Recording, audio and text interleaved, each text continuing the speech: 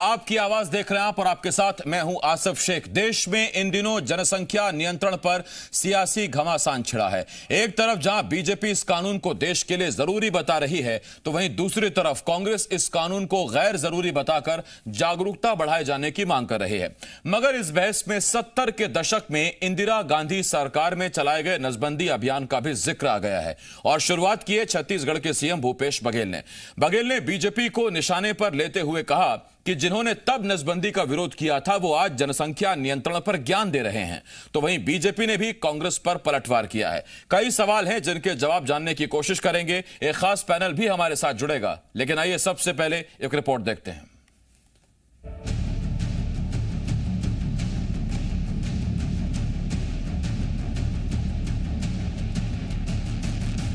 देश में भले ही अभी जनसंख्या को नियंत्रित करने वाला कानून नहीं बना है, लेकिन इस पर जमकर सियासत हो रही है।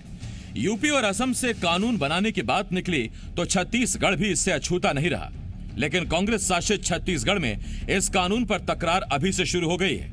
एक तरफ जहां बीजेपी देश और प्रदेश में इस कानून की जरूरत बता रही है, तो वहीं कांग्रेस ने बीजेपी पर जमकर निशाना साधा है। सीएम भूपेश बघेल ने कहा, जो लोग नसबंदी का विरोध करते थे आज वो जनसंख्या नियंत्रण की बात कर रहे हैं। यही भारतीय जनता पार्टी है। जब नसबंदी का कार्यक्रम चला था तो ये लोग विरोध किए थे। तो मैं समझता हूँ कि जन जागरण चलाना चाहिए। केवल राजनीति करने के लिए ये कानून नहीं बनाना चाहिए। पहले भी नारा था, हम दो हमारे दो, 2 या 3।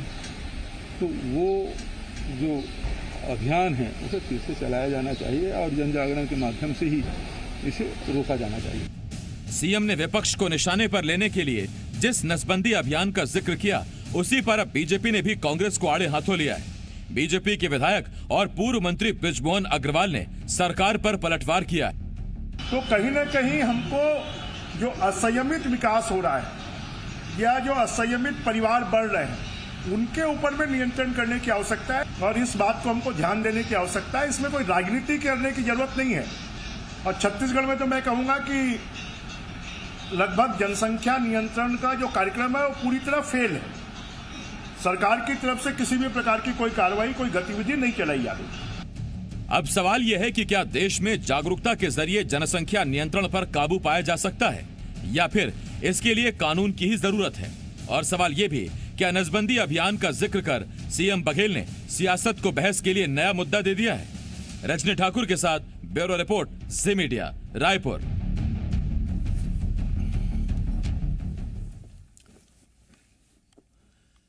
सवाल बहुत सारे हैं। 2 खास मेहमान हमारे साथ जुड़ रहे हैं। कांग्रेस की तरफ से हमारे साथ आरपी सिंह जी और बीजेपी की तरफ से अनुराग सिंह देव जी हमें ज्वाइन कर रहे हैं। मैं बहुत स्वागत करता हूं आपका आरपी सिंह जी, और अनुराग सिंह देव जी आपका बहुत बहुत स्वागत है।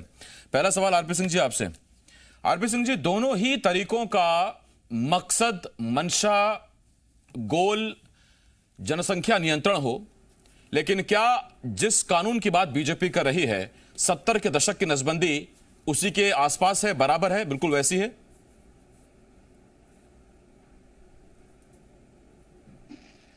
देखिए आसिफ भाई, भारतीय जनता पार्टी एक खराब ट्यूबलाइट के समान है, जो जलती कम है और चमकती ज्यादा है, और इनको बातें भी देर से समझ में आती हैं। मैं आपको बताता हूं, देश आजाद हुआ 1947 में। 1949 में कांग्रेस पार्टी, आज से लगभग 70 साल पहले, परिवार नियोजन कार्यक्रम का गठन किया और पूरी दुनिया में एकमात्र देश भारत था जिसने सन 1952 में, आज नहीं 52, मोदी जी के पैदा होने से पहले परिवार नियोजन कार्यक्रम को शुरू किया। और आगे चल के 66 में परिवार नियोजन स्वास्थ्य विभाग के अंतर्गत शामिल कर लिया गया। जब बाद में 1970 में जनता पार्टी की सरकार आई, तो जनता पार्टी की सरकार ने परिवार नियोजन को हटाकर परिवार कल्याण विभाग बनाया। तो ये काम तो हम 1949 से कर रहे हैं, हमको क्या बताएंगे। दूसरी बात, आपने बड़ा अच्छा सवाल पूछा, आपको धन्यवाद दूंगा आसिफ भाई, कि कार्यक्रम दोनों के एक ही जैसे हैं, तो अंतर क्या? अंतर मैं बताता हूं आपको। वर्तमान मीडिया का एक हिस्सा जो गोदी मीडिया के नाम से जाना जाता है, और एक हिस्सा वो जिसे भारतीय जनता पार्टी के जनरल वीके सिंह प्रेस्टिट्यूट के नाम से पुकारते हैं, उनके समाचार सुनिए। मैं किसी का नाम नहीं लूंगा। मैं कल भारत का सबसे तेज चैनल अपने आप को कहने वाला चैनल को देख रहा था। जब उस पर जनसंख्या नियंत्रण कानून की बात हुई तो मुस्लिम महिलाओं और पुरुषों के चेहरे वहां दिखाए जा रहे थे। मकसद क्या है आपका? आप संदेश क्या देना चाहते हैं? दूसरी बात मैं आपको बताता हूं, 1951 में भारत में प्रजनन की दर थी 5.6%, जो अभी 2021 में घट के हो गई है 2.37। और इन्हीं के स्वास्थ्य मंत्री पूर्व हो चुके हैं, हर्षवर्धन जी का बयान है। उन्होंने कहा था कि 2031 से लेकर 36 के बीच में ये प्रजनन दर घटकर 1.7% हो जाएगी। ठीक, तो आपका कहने का मतलब ये है कि अगर ये स्टैटिस्टिक्स है तो फिर इस तरह के कानून की आवश्यकता क्या है? मैं आपकी बात समझ गया आरपी सिंह जी, लौट रहा हूं मैं आपके पास। अनुराग सिंह देव जी, आपके पास आ रहा हूं और आपसे मेरा सवाल, सर कानून लाइए, आप बहुमत में हैं, ठीक है, केंद्र में कोई दिक्कत नहीं, लेकिन सबसे बड़ा जो सवाल यहां उठ रहा है वो ये कि एक तरफ डेटा स्टैटिस्टिक्स, घटती प्रजनन दर जिसे हम फर्टाइल रेट भी कहते हैं, वो चीजें, और दूसरी तरफ जवानों का देश धीरे धीरे कहीं चाइना जैसा वृद्ध ना हो जाए और बाद में चीन को भी अपनी नीति बदलनी पड़े।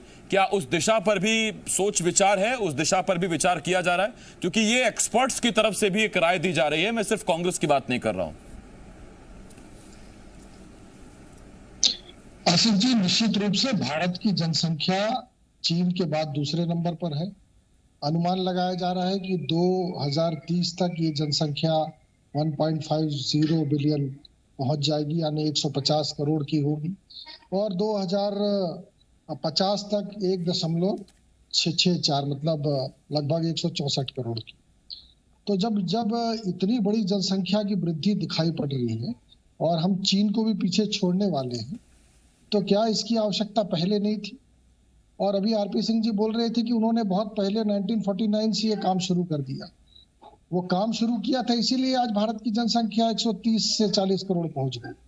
वो काम शुरू किया था, इसलिए इतनी बड़ी आबादी हो। यदि आज के नहीं तो वो काम शुरू किया था इसलिए आबादी नियंत्रित है, या वो काम ऐसा शुरू हुआ कि आबादी विस्फोट हो गया? आप समझा नहीं जरा मैं क्या कहना चाह रहे हैं आप? आसिफ जी, प्रधानमंत्री जी ने अभी 1 वर्ष पहले, मैं इसको पॉलिटिकल विषय इसलिए नहीं बनाना चाहता हूं कि कांग्रेस का कहना है ये पॉलिटिकल और चुनावी विषय। मुझे याद है कि स्वतंत्रता दिवस के कार्यक्रम में प्रधानमंत्री जी का संबोधन था और प्रधानमंत्री जी ने इस बात को कहा था कि जनसंख्या विस्फोट, और उन्होंने ये भी जिक्र किया था कि यदि 2 बच्चे की पॉलिसी हम अडॉप्ट कर रहे हैं तो ये देशभक्ति है। उन्होंने ये भी एक नया विषय देश के सामने रखा था।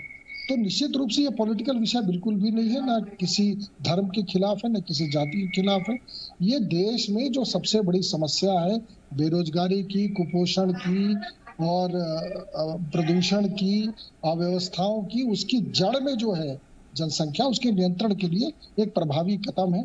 और इसमें स्वच्छता के साथ ये विषय को अब राज्य सरकारें, चूंकि अमेंडमेंट इसमें 1976 में हुआ था, जो संविधान संशोधन था, 42वां संशोधन 1976 में हुआ था, तो उसमें राज्यों को भी अधिकार दिए गए थे कि वो भी जनसंख्या नियंत्रण कानून ला सकते हैं सेंट्रल के साथ साथ। तो राज्य सरकार अब अपने उस अधिकार का प्रयोग कर रहे हैं। हाँ, और यूपी और असम से वो बात निकली तो छत्तीसगढ़ तक पहुंच गए। मैं लौट रहा हूं आपके पास अनुराग जी आ रहा हूं मैं। आरपी सिंह जी, फिर तो आपको आपत्ति नहीं होनी चाहिए जब आप नसबंदी के जरिए से देश की आबादी को नियंत्रित करने की कोशिश कर रहे थे, जो कि एक अच्छी पहल थी या नहीं थी, मैं उस विवाद में नहीं पड़ना चाहता क्योंकि डिबेट मेरी आज पर है, 70 के दशक पर नहीं है। तो फिर तो आपको स्वागत करना चाहिए केंद्र के इस कदम का या उन राज्यों का जो अपने यहां इस तरह का कानून लाना चाहते हैं। मकसद तो आपका भी वही था। हम बिल्कुल स्वागत करेंगे साहब, बिल्कुल स्वागत करेंगे, लेकिन आप अपनी नीति तो पहले लेके आइए। मैंने कहा ना, सबसे तेज चैनल मुसलमानों का चेहरा दिखाता है और कहता है कि भारतीय जनता पार्टी जनसंख्या नियंत्रण करना चाहती है। अब मैं छोटे छोटे जो सवाल इन्होंने उठाया इसका जवाब देना चाहूंगा। इन्होंने कहा कि इनके प्रधानमंत्री, यार पहले तय कर लीजिए कि प्रधानमंत्री आज क्या कहते हैं और 4 दिन पहले क्या कहे थे।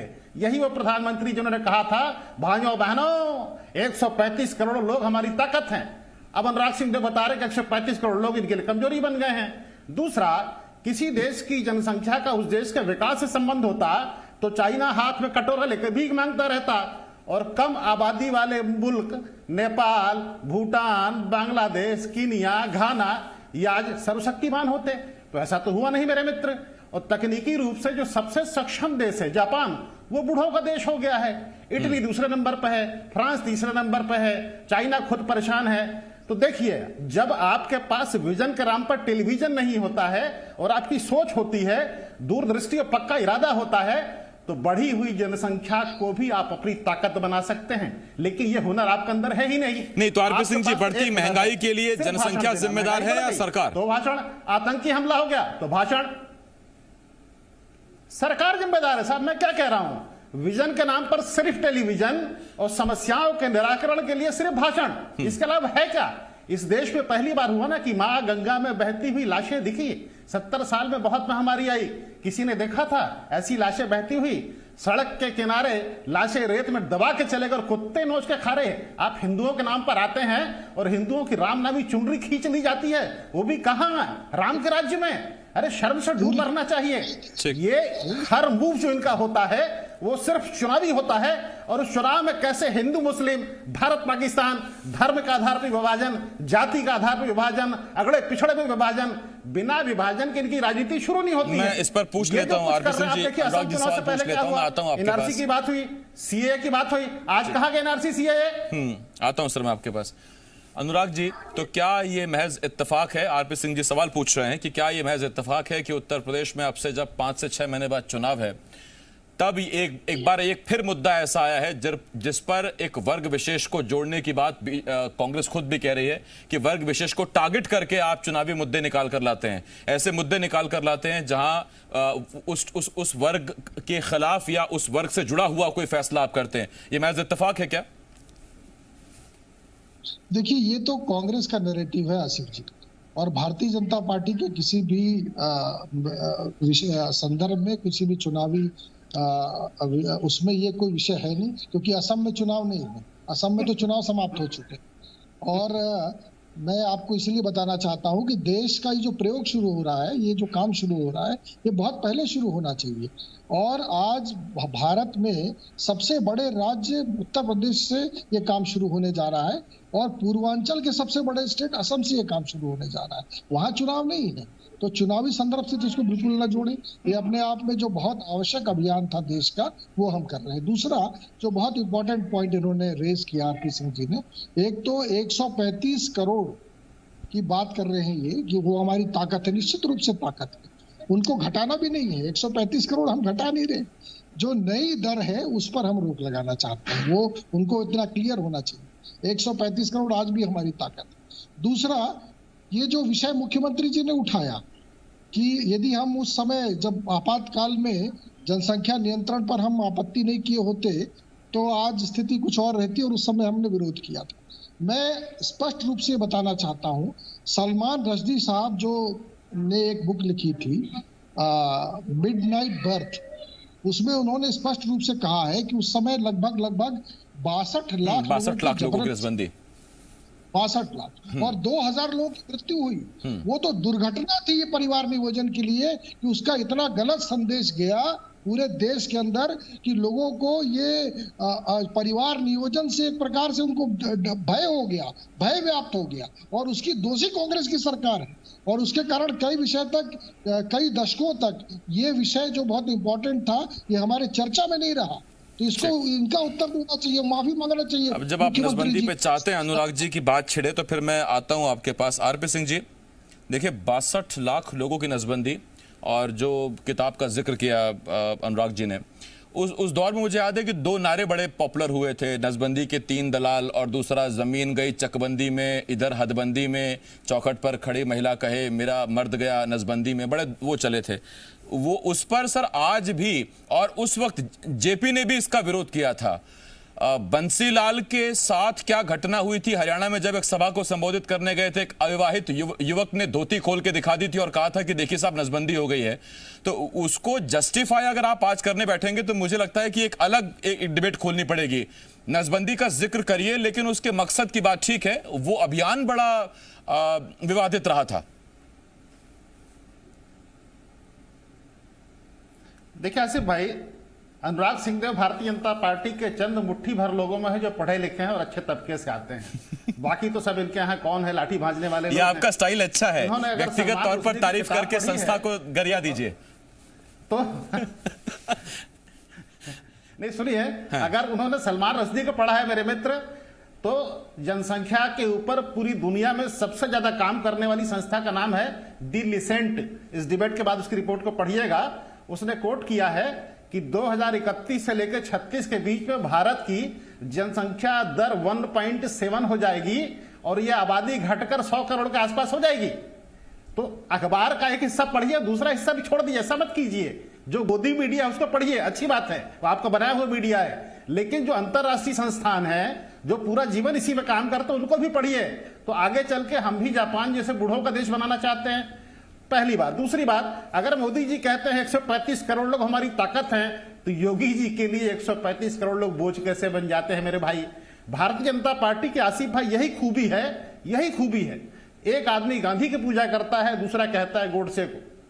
बीजेपी का एक सांसद कहता है मुसलमानों को उठाकर पाकिस्तान फेंक दो, और संघ का प्रमुख कहता है नहीं मुसलमानों से प्यार करो, यही हिंदुत्व है। आदमी कंफ्यूज है, इस चेहरे की बात सुनो कि इस चेहरे की बात सुनो।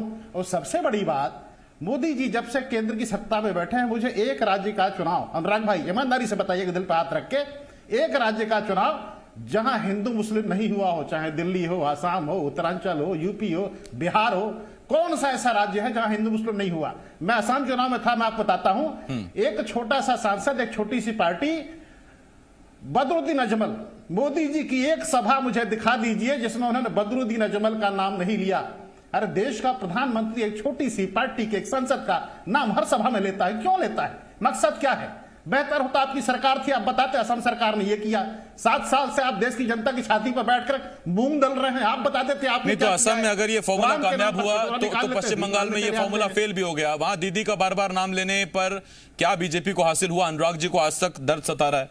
अनुराग जी, आप ही के पास आ रहा हूं। आरपी सिंह जी ने जो आखिरी सवाल पूछा उसका जवाब दीजिए सर।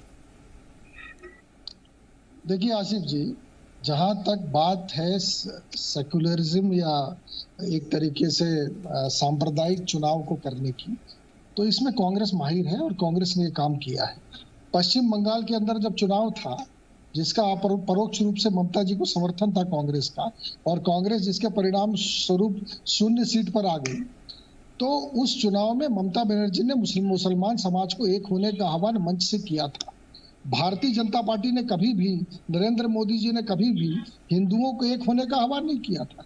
इसलिए आरपी सिंह जी को वो भी जानकारी होना चाहिए कि ये जो खेल है राजनीति में, ये शुरुआत आपने की, हमने नहीं किया, और इसका काम भी आप करते हैं। तो इसलिए इस जनसंख्या नियंत्रण कानून को कृपया करके, जो इतने वर्षों तक आप नहीं कर पाए, जो हम करने जा रहे हैं, उसको इस प्रकार का कलर देने की कोशिश न करें तो ज्यादा बेहतर।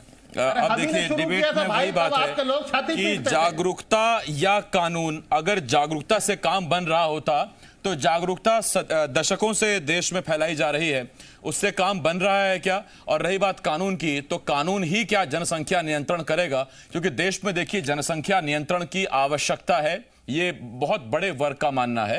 हालांकि एक्सपर्ट्स वो स्टैटिक्स और वो डेटा वो कुछ अलग जानकारी देते हैं, लेकिन इस बीच में ये एक बहुत बड़ा विषय जो इसलिए अहम हो जाता है कि जब भी जनसंख्या नियंत्रण पर बात होती है तो व्यक्तिगत की चॉइस पर बात क्यों नहीं होती, या प्रति व्यक्ति विशेष पर बात क्यों नहीं होती?